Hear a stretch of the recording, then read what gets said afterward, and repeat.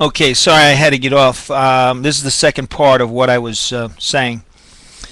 Fly the American flag upside down. That's your distress signal. That's the distress signals that Americans dis- distress signal that Americans can use. It's flag protocol for emergency and dire distress. If you feel distress over what's going on, the mismanagement of our country, if you feel that and you're really concerned about how it's going to affect us in the long run as a people, it's a perfect reason to fly the flag upside down.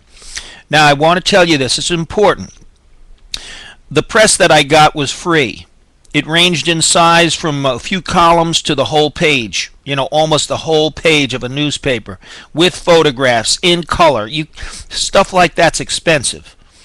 But I got that kind of coverage free, because when you fly the American flag upside down and you are unwavering in your stand, people notice and they get up in arms about it. They're not going to destroy your car. No one's going to mess with your car. We live in a law-abiding society. I've never had any problem where just talking honestly to someone wasn't satisfactory. You don't park in front of a nightclub at night while people are coming out at 2 o'clock in the morning drunk. That's not where to do this. It's something to do during the day. That's what it is. You do it during the day. If you feel that you can't go on the parking lot of your job with something like that, well, then you take it off your car as you're approaching your place of business.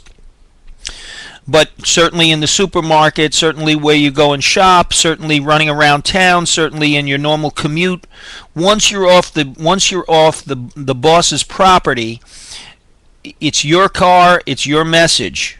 And people will talk to you.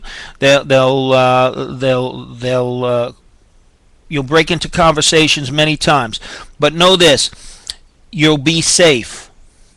No one is going to come at you with a bat and bust your windshield and knife your tires. Believe me. You fly the American flag upside down, people will understand that you're a concerned citizen. You're doing what is right. You're trying to steer this nation in the right direction. Now, as far as receiving the mark of the beast in your body, I understand. Aaron Russo is right. In that event, you don't do it. Because if you receive the mark of the beast in your body, in your forehead, on your hand, the back of your hand, that's a no-no. The Bible is specific about that. But if it's just an RFI chip that is in something like a credit card or your driver's license, it's not part of you. It's just part of your license. It's not it's not you. It's not on your body. They're not controlling you yet. You're not giving up control of you see, it's a form of idolatry, actually. You see, if you give up persecution, you have now sold out. And that's really what the church has done for years. We instead of standing up for the unborn child, or standing up to set the record straight on homosexuality, what we've done is, or set the record straight on pornography, or on contraception even, what we've done is we've rolled over. We've accepted these things. We've tolerated what is intolerable. Now, to some of your listeners, what I'm saying, or maybe even you, the owner of this site, is going to think that, well, this is over the top, it's not going to sell, it's a bad message because it's too Christian. Well, guess what? 80+% of this country are Christians. George Bush got elected simply because he said he was a born-again believer. That's why he got elected. If it wasn't for the fact that he's a born-again believer and John Kerry was pro-choice and pro-homosexual, George Bush wouldn't have gotten elected a second time. I mean, look how unpopular the war was. Now, you could say, oh, it was all Diebold, but George Bush was bad. I mean, take away the fact that he called himself a born-again believer, he had nothing. Zip, zero. You know that, I know that.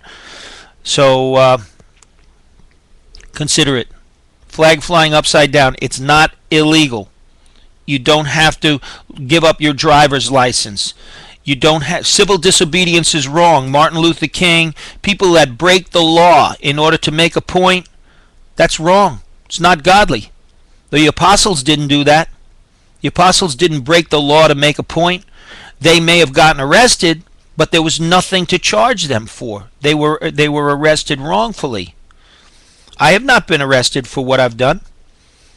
My efforts have not gotten me in trouble with the law, and that's important.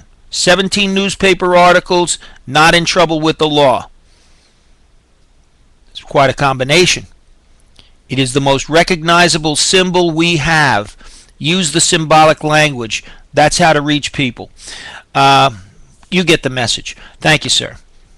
Call me anytime. You can reach me through my website, jesusis.net or christocracy.net.